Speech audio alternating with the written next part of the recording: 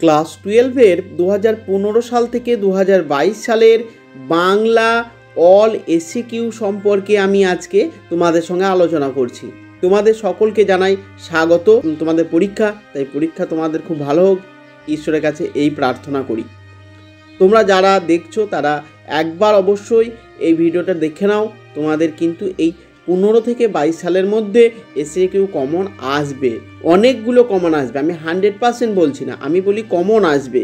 এখান থেকে কিন্তু তোমাদের দেখা যাবে যে 12টা এসিকিউ থাকে, 12টার মধ্যে বেশিরভাগ কিন্তু এইখান থেকে আসবেই, এটা গ্যারেন্টি। ঠিক আছে, সুতরাং কেউ বাদ দেবে না, সবাই এইগুলো একবার দেখে যাও। দেখো 15 সাল, অনধিক 20টি শব্দে লিখতে হবে প্রশ্নের উত্তর, এটা মাথায় রাখে। হ্যাঁ, 20টি শব্দের মধ্যে, তার মানে 3 লাইন।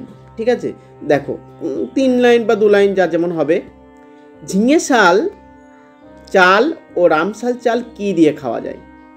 দেখো মহাশ্বেতা দেবী লেখা ভাত গল্পে বড় বাড়ির লোকেরা ঝিঙে শাল চালের ভাত নিরামিষ ডাল তরকারির সঙ্গে এবং রামশাল চালের ভাত মাছের সঙ্গে খায়।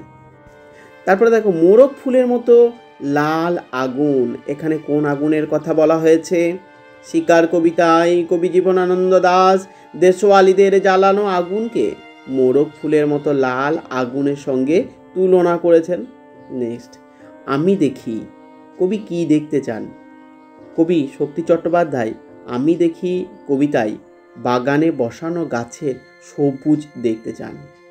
নেক্সট, খালি সে ধাক্কা দিয়ে বেড়ায়, খালি কে ধাক্কা দিয়ে বেড়ায়? দেখো বিভাব নাটকে, হাসির নাটকের নায়কের ভূমিকায় অভিনয়কারী শম্ভু খালি ধাক্কা দিয়ে বেড়ায়, এটা বৌদি কথা অনুযায়ী আর কি।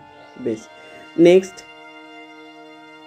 নানা রঙের দিন নাটকের প্রারম্ভে যে মঞ্চসজ্জার বিবরণ আছে তা নিজের ভাষায় লেখো। মঞ্চসজ্জা, দেখো প্রশ্নটা খানিক উত্তরটা বড় হবে একটু। নানা রঙের দিন নাটকে মঞ্চসজ্জার এই রকম নির্দেশ আছে। কি আছে? পেশাদারি থিয়েটারের ফাঁকা মঞ্চ, যেখানে নাটকের শেষে অবশিষ্ট দৃশ্যপট, কিছু জিনিস আর যন্ত্রপাতি, একটি টুল উল্টানো রয়েছে, আলোকসজ্জায় অন্ধকার বোঝানো হবে বলে। নেক্সট, বর্ণনামূলক ভাষাবিজ্ঞানের আলোচ্য বিষয়গুলি কি কি? দেখো বর্ণনামূলক ভাষাবিজ্ঞানের আলোচ্য বিষয় হলো 4টি, যথা ধ্বনিতত্ত্ব, রূপতত্ত্ব, শব্দার্থতত্ত্ব ও বাক্যতত্ত্ব। নেক্সট, 2টি পরাধীন রূপমূলের উদাহরণ দাও। 2টি পরাধীন রূপমূলের উদাহরণ হচ্ছে মানুষকে, তামাটে। তাহলে মানুষকে শব্দের কে এটা হচ্ছে পরাধীন রূপমূল, তামাটে শব্দের টি এটা হচ্ছে পরাধীন রূপমূল। নেক্সট, নিখিলের সমপদস্থ মৃত্যুঞ্জয় নিখিলের তুলনায় কত মাইনে বেশি পায় এবং কেন? নিখিলের সমপদস্থ মৃত্যুঞ্জয় নিখিলের থেকে 50 টাকা মাইনে বেশি পায়। নিখিলের তুলনায় মৃত্যুঞ্জয়কে একটা বাড়তি দায়িত্ব পালন করতে হয় বলে তার মাইনে সামান্য বেশি। নেক্সট, কঠিনের ভালোবাসিলাম, কবি কেন কঠিনকে ভালোবাসেছেন?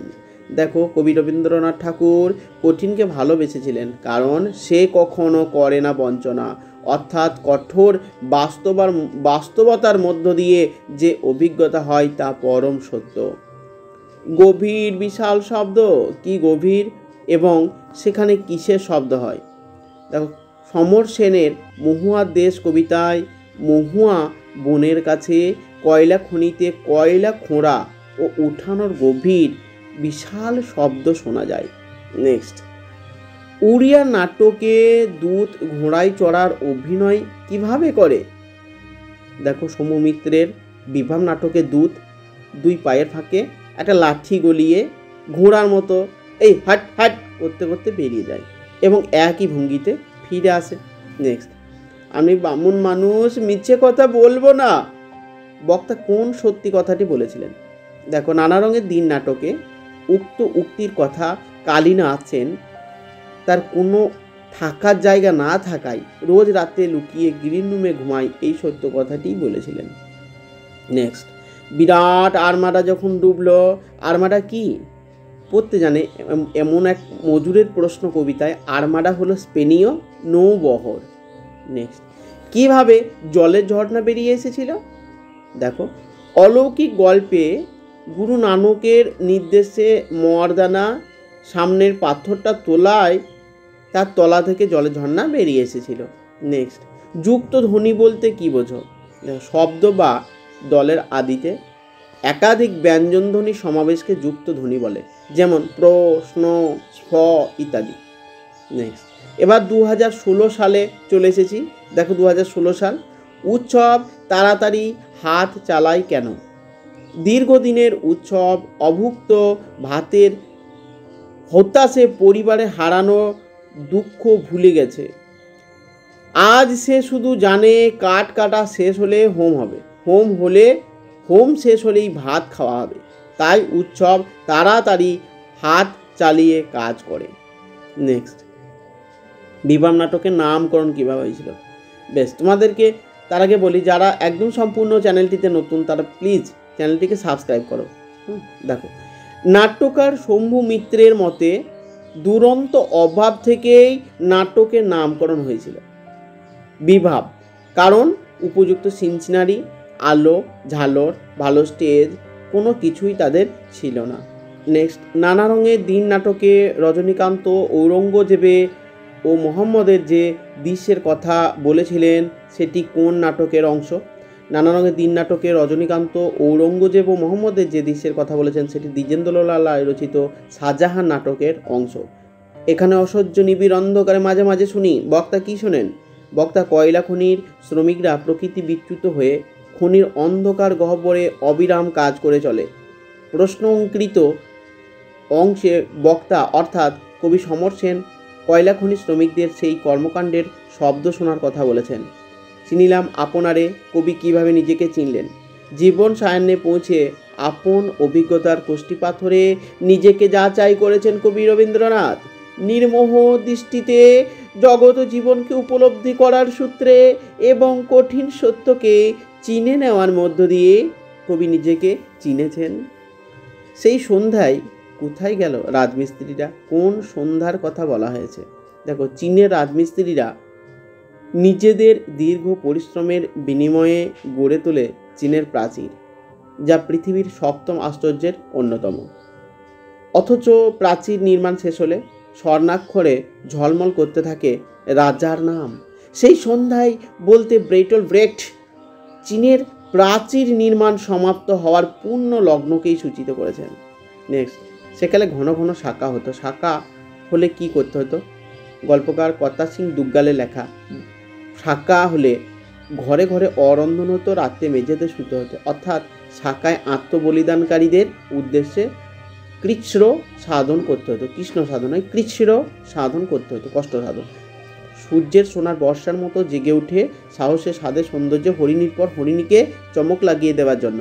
হরিণী কি করতে চেয়েছিল? দেখো, জীবনানন্দ দাস রচিত শিকার কবিতায় বর্ণনা অনুযায়ী হরিণটি সোনার বর্ষার মতো জেগে ওঠে সৌন্দর্যে সাধে সাহসে হরিণীর কাছে প্রিয় পাত্র হয়ে উঠতে চেয়েছিল। কবির ভাষায় সে হরিণীর পর হরিণীকে চমক লাগিয়ে দিতে চেয়েছিল। আমি তা পারি না। বক্তা কি পারেন না? প্রশ্নোদ্ধৃত অংশে বক্তা অর্থাৎ কবি মৃদুল দাশগুপ্ত আপন আত্মজনকে হিংসা ও লালসার শিকার হয়ে ছিন্ন ভিন্ন হতে দেখলে নীরব বিধির বিচার চেয়ে আকাশের দিকে তাকাতে পারেন না। তিনি চান স্বরূপ প্রতিবাদ, তাই তার কলম প্রতিবাদে গর্জে ওঠে। সঞ্জননী ব্যাকরণ কাকে বলে? দেখো, সমস্ত বাক্য কিভাবে সঞ্জাত হয় তার খবর যে ব্যাকরণ দেয় তাকে বলা হয় সঞ্জননী ব্যাকরণ। পৌষে বাদলা সম্পর্কে ডাকপুরুষের পুরনো বচনে কি বলা আছে? পৌষে বাদলা সম্পর্কে ডাকপুরুষের পুরনো বচন হলো শনিতে 7, মঙ্গলে 5, বুধে 3, বাকি সব দিন দিন। বক্স অফিস বলেও তো একটা কথা আছে। বক্তা এখানে কখন কথাটি বলেছিলেন? দেখো, বিভাম নাটকে রবীন্দ্রনাথ ঠাকুর মালতীলতা দোলে গানটি বিকৃতভাবে গীত হওয়ায় শম্ভু মিত্র শৈল্পিক বোধ আঘাতপ্রাপ্ত হলে তিনি প্রতিবাদী হয়ে ওঠেন। তার প্রতিবাদের পরিপ্রেক্ষিতেই নেপথ্যে বক্তা অর্থাৎ হারমোনিয়াম বাদক প্রশ্নোদ্ধৃত মন্তব্যটি করেন। অর্থাৎ তিনি বলেন বক্স অফিস বলে তো একটা কথা আছে, হারমোনিয়াম বাদক বলেন। নেক্সট, তাতে বয়সটা ঠিক বোঝা যায় না। কিসে বয়সটা বোঝা যায় না? নানা রঙের দিন নাটকের অন্যতম চরিত্র রজনীকান্ত চট্টোপাধ্যায়ের চেহারা লম্বা চওড়া। সেই সঙ্গে চুলে প্রায় হাফ শিশি কলপ লাগিয়ে যেভাবে ঠাট্টা তামাশা করতে পারেন তাতে তার বয়স বোঝা যায় না। নেক্সট, ধ্বনিমূলের অবস্থান বলতে কী বোঝো?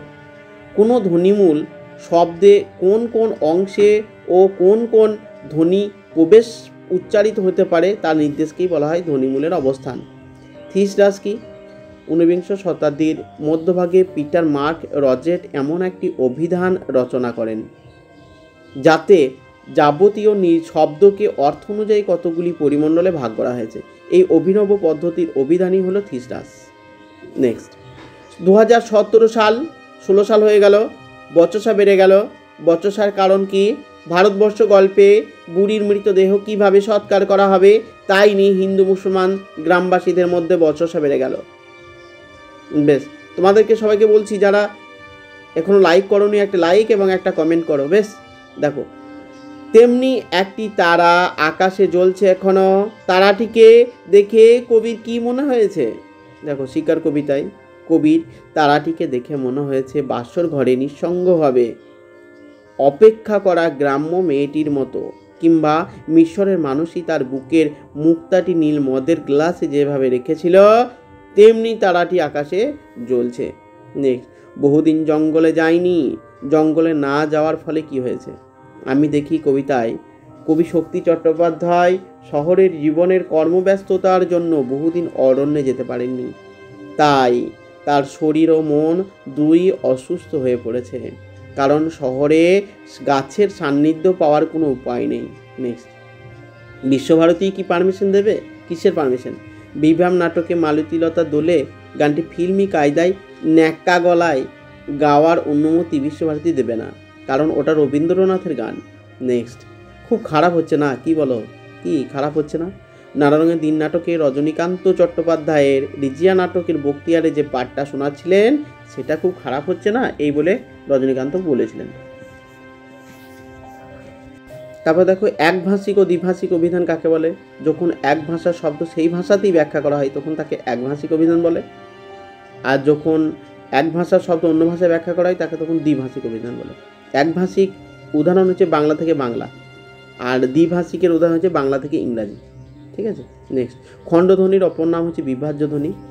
নেক্সট, এলে পরে নদীর পাড়ে সারবন্দি ছড়াদ হবে, কাদের এভাবে শ্রাদ্ধ হবে? দেখো, ভাত গল্পে উৎসবের গ্রামে যারা ঝড় ও মাতলা জলোচ্ছ্বাসে মারা গেছে তাদের সারবন্দি ছড়াদ হবে সেই মহানাম শতপথীকে কাছে। নেক্সট, কঠিনেরে ভালোবাসিলাম, কঠিনেরে ভালোবাসার কারণ কি? রূপনারায়ণের কুলে কবিতায় কবি রবীন্দ্রনাথ ঠাকুর কঠিনকে ভালোবেসেছিলেন, কারণ কঠিন কখনো বঞ্চনা করে না, সর্বদা সঠিক পথে চালিত করে।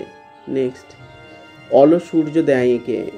অলস সূর্য কি এঁকে দেয়? মহুয়া দেশ কবিতায় অলস সূর্য গলিত সোনার মতো উজ্জ্বল আলো স্তম্ভ এঁকে দেয়, যার থেকে জলের অন্ধকারে ধূসর ফেনায় আগুন লাগে। নেক্সট, এই পড়ে বুকে ভরসা এলো। কি পড়ে বুকে ভরসা এলো? বিবাব নাটকে রুশ পরিচালক চিত্র পরিচালক আইজেনস্টাইন মঞ্চ উপকরণ ছাড়া নাট্য উপস্থাপনা প্রসঙ্গে কাবুকি নাটকের প্রশংসা করে যে লেখা লিখেছেন সেই লেখাটা পড়ার কথা বলা হয়েছে। নেক্সট, সেই রাতেই জীবনে প্রথম মোক্ষম বুঝলুম। বক্তা কি বুঝলেন? নানা রঙের দিন নাটকে রজনীবাবু বুঝেছিলেন নাট্যাভিনয় একটি পবিত্র শিল্প। যারা এ কথা বলেন তারা সবাই এক একটা গাধা, তারা মিথ্যা কথা বলে, বাজে কথা বলে। নেক্সট, সমুদ্র যখন তাকে খেলো, সমুদ্র কি খেয়েছিল? পড়তে জানে এমন এক মজুরের প্রশ্ন কবিতায় সমুদ্র উপকথার আটলান্টিসকে খেয়েছিল। নেক্সট, মায়ের সঙ্গে তর্ক শুরু করি। কোন বিষয় নিয়ে তর্ক শুরু করি? দেখো, অলৌকিক গল্পে পাঞ্জা সাহেবে পাহাড় থেকে গড়িয়ে পড়া পাথর হাত দিয়ে থামানো এবং সেই পাথরে গুরু নানকের হাতে ছাপ পড়া, এই বিষয়ে নিয়ে গল্পের কথক মায়ের সঙ্গে তর্ক শুরু করেন। নেক্সট, মুন্ডমাল শব্দ বলতে কি বোঝো? দেখো, একাধিক শব্দের প্রথম বর্ণটি নিয়ে যে শব্দ গঠিত হয় তাকে মুন্ডমাল শব্দ বলে। যেমন লসাগু, লঘিষ্ঠ সাধারণ গুণিতক। যেমন WBP, ওয়েস্ট বেঙ্গল পুলিশ। যেমন অরূপ সেন, আমার নাম অরূপ সেন, অরূপ সেন AS। ঠিক আছে, তাহলে যে কী বলা হলো, একাধিক শব্দের প্রথম অক্ষরগুলি। অরূপ একটা শব্দ, সেন একটা শব্দ, অরূপের এ নিলাম, সেনের এস নিলাম, তাহলে এ এস। তাহলে একাধিক শব্দের প্রথম বর্ণটি নিয়ে যে শব্দ গঠিত হয় তাকে বলা হয় মুন্ডমাল শব্দ। বোঝা গেল? পশ্চিমবঙ্গ কি বলবো আমরা, প বিসর্গ ব বিসর্গ, প ব, ঠিক আছে, মানে পশ্চিমবঙ্গ।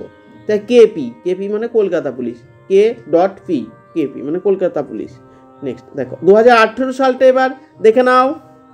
তাহলে উৎসবের বুকে হাতি, শত হাতির বল থাকতো আজ, কি হলে এমন হতো? দেখো, মাতলা নদীর জলোচ্ছ্বাস ও ঝড়ে উৎসবে স্ত্রী পুত্র কন্যাকে ভাসিয়ে নিয়ে গিয়েছিল। ভগবান যদি তাদের রেখে যেত তাহলে উৎসবের বুকে আজ শত হাতির বল থাকতো। নেক্সট, আমৃত্যু দুঃখের তপস্যা এ জীবন। কবি জীবনকে দুঃখে তপস্যা বলেছেন কেন? জাগতিক নিয়মের মধ্যে বেঁচে থাকার জন্য প্রতিনিয়ত প্রতি মুহূর্তে দুঃখকে বরণ করে নিতে হয়। সামাজিক জীবন থেকে বিশ্ব মানবের জন্য সংগ্রাম, প্রতিটি ক্ষেত্রে দুঃখকেই সঙ্গী করতে হয়। তাই কবি জীবনকে দুঃখের তপস্যা বলেছেন। নেক্সট, ক্রন্দনরতা জননীর পাশে থাকতে না পারলে কবির কি মনে হবে? ক্রন্দনরতা জননীর পাশে থাকতে না পারলে কবির মনে হবে তার লেখালেখি, সাহিত্য চর্চা, গান গাওয়া কিংবা আঁকাআঁকি সবই বৃথা। নেক্সট, নদীর তীক্ষ্ণ শীতল ঢেউ এসে নামলো। সে নদীতে কেন নামলো? সারা রাত চিতাবাঘিনীর হাত থেকে বাঁচার জন্য তীব্র সংগ্রাম করে ক্লান্ত বিহ্বল শরীরটাকে সতেজ করবার আশায় হরিণটি নদীর তীক্ষ্ণ শীতল ঢেউয়ে নিজেকে এলিয়ে দিয়েছিল। নেক্সট, সেটাই সবাইকে অবাক করেছিল। সেটাই অবাক হয়েছিল কেন?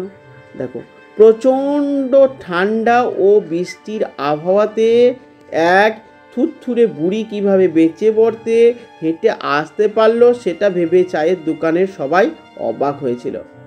নেক্সট, ঐতিহাসিক শব্দার্থের তত্ত্বের আলোচনা বিষয় কি?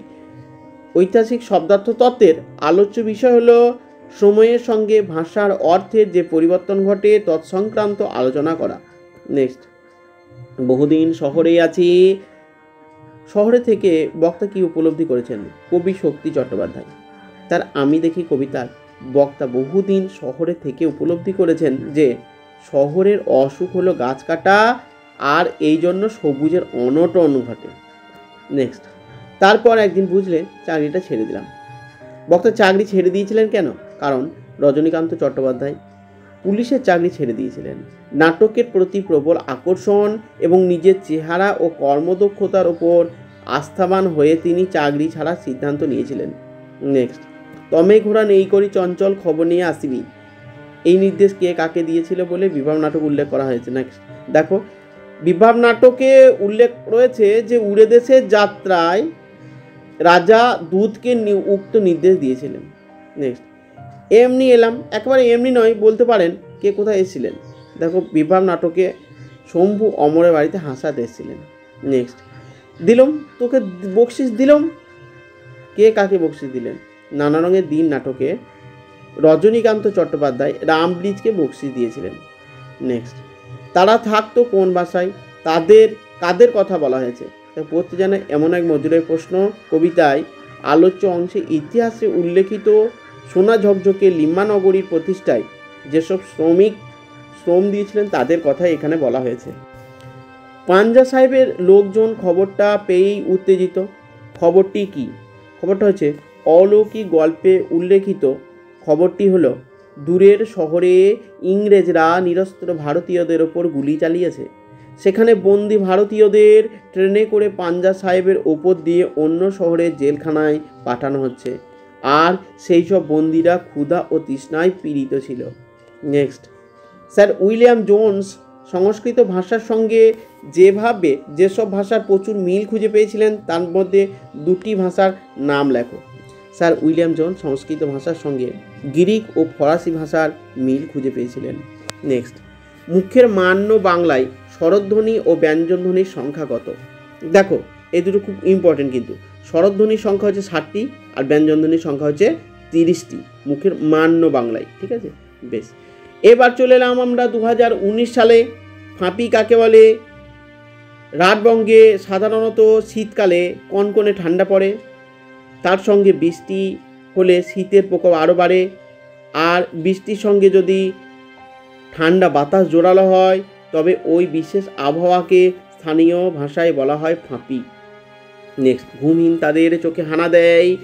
কাদের চোখে কি হানা দেয়? দেখো, মহুয়ার দেশ অর্থাৎ সাঁওতাল পরগনার পার্শ্ববর্তী অঞ্চলে গড়ে ওঠা কয়লা খনিতে কর্মরত সমাজের উপেক্ষিত শ্রমিক শ্রেণীর কথা আলোচ্য উদ্ধৃতিটিতে বলা হয়েছে। তাদের চোখে নিদ্রাহীনতা ও ভবিষ্যৎ সংক্রান্ত দুঃস্বপ্ন হানা দেয়। নেক্সট, চিনিলাম আপনারে। কবি কিভাবে নিজেকে চিনলেন? জীবন সায়ান্নে পৌঁছে অভিজ্ঞতার কোষ্ঠী পাথরে নিজেকে যাচাই করেছেন কবি। মানব সভ্যতার ধ্বংস সৃষ্টিকারী সত্তার সঙ্গে বুঝে নিজের অবস্থান ঠিক করতে গিয়ে আত্মানুসন্ধানের স্থলে সত্যানুসন্ধান করেছেন কবি রবীন্দ্রনাথ ঠাকুর। তাতে বয়সটা ঠিক বোঝা যায় না, কার কোন বয়সের কথা বলা হয়েছে, কোন বয়স কেন বোঝা যায় না। নানা রঙের দিন নাটকে অন্যতম চরিত্র রজনীকান্ত চট্টোপাধ্যায়ের চেহারা লম্বা চওড়া, সেই সঙ্গে চুলে প্রতিদিন প্রায় হাফ শিশি কলম লাগিয়ে যেভাবে ইয়ার্কি মারেন, ঠাট্টা তামাশা করতে পারেন, তাতে তার বয়সটা বোঝা যায় না। বিপ্লব নাটকে অমর গাঙ্গুলি কোন নাট্যদলের সঙ্গে যুক্ত ছিলেন? বিপ্লব নাটকে অমর গাঙ্গুলি বহুরূপী নাট্যগোষ্ঠীর সঙ্গে যুক্ত ছিলেন। উপসর্গ কাকে বলে? যে সকল অব্যয় কখনো ধাতুর পূর্বে বসে ধাতুর অর্থ পরিবর্তন করে, অথবা কখনো নামপদের পূর্বে বসে শব্দের অর্থ পরিবর্তন করে, বিশিষ্টতা দান করে, তাদের বলা হয় উপসর্গ। যেমন অ, কু, সু, বি হচ্ছে উপসর্গ। এরা কি করছে? সময়ের আগে অ লাগিয়ে দিলে অসময়, আর সময়ের আগে যদি সু লাগিয়ে দিই তাহলে সুসময়, আর সময়ের আগে যদি কু লাগিয়ে দিই তাহলে কুসময়। এইরকমভাবে উপসর্গের কাজ, নিজের কাজ নাই কিন্তু কারোর সঙ্গে বসে বিশাল কাজ ওর। সংক্ষেপিত পদ বা ক্লিপিংস কাকে বলে? দেখো, সংক্ষেপিত পদ বা ক্লিপিংস হলো এক ধরনের প্রক্রিয়া, যে প্রক্রিয়ায় শব্দের চেহারা অপরিবর্তিত থাকে এবং শব্দটি আকারে ছোট হয়ে যায়, তবে শব্দের অর্থগত বা ব্যাকরণগত কোনো পরিবর্তন ঘটে না। যেমন, তাহলে ক্লিপিংস হলো কি? সংক্ষেপিত পদ বা ক্লিপিংস হলো কোনো শব্দকে ছোট করে বলা অথচ তার অর্থটা যেন একই থাকে। যেমন ধরো, telephone, Arup Sen study centre, তাকে আমি যদি বলি অরূপ, তাহলে অর্থটা এক অরূপ। তারপরে ধরো দেখা গেল যে টেলিফোন থেকে যদি বলি ফোন, তাহলে ফোন মনেও যা, টেলিফোন মনেও তাই। ফান্ডামেন্টালকে ফান্ডা বলা হয়েছে, ক্যাপাসিটিকে ক্যাপা বলা হয়েছে। এইরকমই মানে কোনো একটা বড় শব্দকে ছোট্ট করে বললে পরেও তার যদি মানে না পাল্টি যায়, ওই মানেটাই যদি থাকে, তাহলে সেইটাকে বলা হয় ক্লিপিংস বা সংক্ষেপিত পদ। যেমন টেলিভিশন থেকে টিভি বলছি, পাল্টাচ্ছে না, বেশ। তারপরে দেখো, চন্নুনি রে তুইও খা, কোন গল্পের অংশ? চন্নুনির পরিচয় দাও। চন্নুনি, হ্যাঁ, ওইটা বানানটা ভুল হয়ে গেছে লিখতে। প্রখ্যাত কথা সাহিত্যিক মহেশ্বেতা দেবী রচিত ভাত গল্পের অংশ এটি। ভাত গল্পের কেন্দ্রীয় চরিত্র হলো উৎসব নাইয়া, উৎসবেরই কন্যা সন্তান হলো চন্নুনি। একটি তারা এখন আকাশে রয়েছে, তারাটিকে কবি কিসের সঙ্গে তুলনা করেছেন? ভোরবেলার আকাশে যে তারাটি দৃশ্যমান রয়েছে তাকে কবি জীবনানন্দ দাশ বাসর ঘরে জাগা কন্যের সঙ্গে তুলনা করেছেন, যার বুকে শুধুই ভালোবাসার অনুরাগের পাপড়ি সাজানো। আবার উক্ত তারাটি যেন মিশরের কোনো মানুষই, তার আলো যেন আকাশের নীল আর উষার লাল রং মিশে নীল মদের গ্লাসে মুক্ত হয়ে ঝরে পড়ছে। নেক্সট, এখন যদি না থাকি বলতে কার পাশে কখন না থাকার কথা বলা হয়েছে? 21 শতকের প্রথম দশকে শিল্প বনাম কৃষি সম্পর্কিত নানান ঘটনায় তারই পরিপ্রেক্ষিতে জীবনহানিও ঘটে। এইরূপ সময়কালে দেশমাতৃকা সহ সকল সন্তানহারা মাতা আর্তচিৎকারের অংশীদার হয়ে তাদের পাশে থাকার কথা কবি মৃদুল দাশগুপ্ত বলেছেন। নেক্সট, এটা হচ্ছে সিঙ্গুর আন্দোলনের সময়। মমতা ব্যানার্জি তখন মানে এই রাজ্যে কেবলমাত্র তৃণমূল পার্টির প্রতিষ্ঠা করেছেন। মা মাটি মানুষের সরকার এইখান থেকেই মূলত সৃষ্টি। আর এখন যা সন্দেশকালীতে চলছে তাতে ছেলেগুলো পরীক্ষা কী করে দেবে সেই চিন্তা। জয় তরণে ঠাসা কোন শহর? সুপ্রাচীন কাল থেকে গড়ে ওঠা স্থাপত্য ও ভাস্কর্যের সুষমায় সমুজ্জ্বল রোম শহর অজস্র জয় তোরণ অর্থাৎ জয়স্তম্ভ ও তোরণে ঠাসা। নেক্সট, আমি কৌতূহলী হয়ে উঠি। কি বিষয়ে বক্তা কৌতূহলী হয়ে ওঠেন? দেখো, কর্তার সিং দুগ্গাল রচিত অলৌকিক গল্পের কথক তথা লেখককে তার ছোটবেলায় যখন তার মা গুরু নানক কর্তৃক তার শিষ্য মর্দানার তৃষ্ণা মেটানোর গল্পটি বলেছিলেন, তখন তা শোনার জন্য গল্পকথক কৌতূহলী হয়ে ওঠেন। নেক্সট, বিপ্লব নাটকে উল্লেখিত কাবুকি নাটকের বৈশিষ্ট্য সংক্ষেপে লেখো। দেখো, বিপ্লব নাটকের নাট্যকার শম্ভু মিত্র জাপানি কাবুকি থিয়েটার প্রসঙ্গে বলেন, এই নাটকের অভিনয়ে ভঙ্গির বহুল ব্যবহার লক্ষিত। এতে দূরত্ব চিহ্নিত করা হতো প্রেসপেক্টিভ রচনা দ্বারা। কাল্পনিক খাপ থেকে কাল্পনিক তরোয়াল বের করে কাল্পনিক যুদ্ধ মঞ্চস্থ করা হতো। যে ব্যক্তি মৃত ব্যক্তি চরিত্র অভিনয় করছে সেই দৃশ্য শেষ হওয়ার আগেই উঠে চলে গেলেও দর্শক মনে কোনো বৈকল্য জায়গা পেত না। নেক্সট, রজনীবাবু ভয়ে চিৎকার করে পিছিয়ে যান। কাকে কি অবস্থায় দেখে রজনীবাবু ভয়ে চিৎকার করে পিছিয়ে যান? দেখো, বৃদ্ধ অভিনেতা রজনীকান্ত চট্টোপাধ্যায় স্টেজ থেকে বেরিয়ে যেতে গিয়ে ময়লা পাজামা পরিহিত, গায়ে কালো চাদর জড়ানো, এলোমেলো চুলের বৃদ্ধ কালীনাথ সেনকে উইংস দিয়ে বেরিয়ে আসতে দেখেন। তাই দেখেই রজনীবাবু ভয় পেয়েছিলেন। ডিকশনারি শব্দটি কবে কোথায় পাওয়া যায়? দেখো, 1538 খ্রিস্টাব্দে স্যার থমাস এলিয়টের ল্যাটিন ইংরাজি অভিধানে ইংরাজি ডিকশনারি শব্দটি প্রথম উল্লেখ পাওয়া যায়। নেক্সট, 2020 সাল দেখে নাও। গুচ্ছধ্বনি কাকে বলে?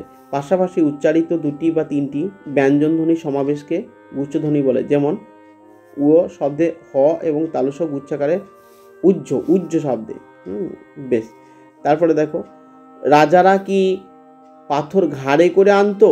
কারা পাথর আনার শ্রম দিত?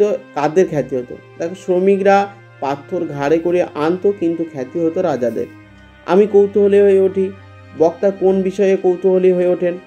লেখককে ছোটবেলায় যখন তার মা গুরু নানক কর্তৃক তার শিষ্য মর্দানার তৃষ্ণা মেটানোর গল্পটি বলেছিলেন, তখন তা শোনার জন্য গল্পকথক কৌতূহলী হয়ে উঠেছিলেন। নেক্সট, তাই অনেক ভেবেচিন্তে আমরা একটা প্যাঁচ বের করেছি। প্যাঁচটি পরিচয় দাও। নাট্যকার শম্ভু মিত্র বিপ্লব নাটকে প্রশ্নোদ্ধৃত অংশে দুরন্ত অভাবের কারণে কিভাবে সাজ সরঞ্জাম ছাড়াই নাট্য উপস্থাপন করা যায় সে ব্যাপারে একটি প্যাঁচ আবিষ্কারের কথা বলেছেন। এই প্যাঁচ অনুযায়ী বিশালাকার মঞ্চ, অঢেল উপকরণ কিংবা বিস্তর সাজসজ্জার পরিবর্তে কুশলী বৃন্দের আপন অভিনয় ও অঙ্গভঙ্গির দ্বারা বাস্তু সামগ্রীর প্রতীতি সৃষ্টি করার কথাই বলা হয়েছে। নেক্সট, মরে যাব তবু ভুলবো না। কে কি ভুলবে না? অজিতেশ বন্দ্যোপাধ্যায় রচিত নানা রঙের দিন নাটকের কেন্দ্রীয় চরিত্র তথা অতীতাংশের বক্তা বৃদ্ধ রজনীকান্ত চট্টোপাধ্যায় তার প্রাক্তন প্রেমিকার অদ্ভুত দৃষ্টির কথা কখনো ভুলবে না। কি দৃষ্টিতে চেয়েছিল গো। নেক্সট, জেগে উঠিলাম। কবি কোথায় কিভাবে জেগে উঠলেন? কবি রবীন্দ্রনাথ ঠাকুর জীবন সমুদ্রে ডুব দিয়ে রূপনারায়ণের কূলে জেগে উঠলেন। কবি কাকে শীতের দুঃস্বপ্ন বলেছেন? তাহলে ধনতন্ত্র লালিত সমাজের প্রতীক ধোঁয়ার বঙ্কিম নিঃশ্বাসকে কবি সমর সেন শীতের দুঃস্বপ্ন বলেছেন। নেক্সট, মৃত্যুঞ্জয় শোনে কিন্তু তার চোখ দেখেই টের পাওয়া যায়। কি টের পাওয়া যায়? মৃত্যুঞ্জয়ের চোখ দেখেই টের পাওয়া যায় যে নিখিলের যুক্তিতর্কপূর্ণ কথার মানে সে আর বুঝতে পারছে না। তার অভিজ্ঞতার কাছে কথার মারপ্যাঁচ অর্থহীন হয়ে গেছে। থিসরাস কাকে বলে? একটি বাংলা থিসরাসের উদাহরণ দাও।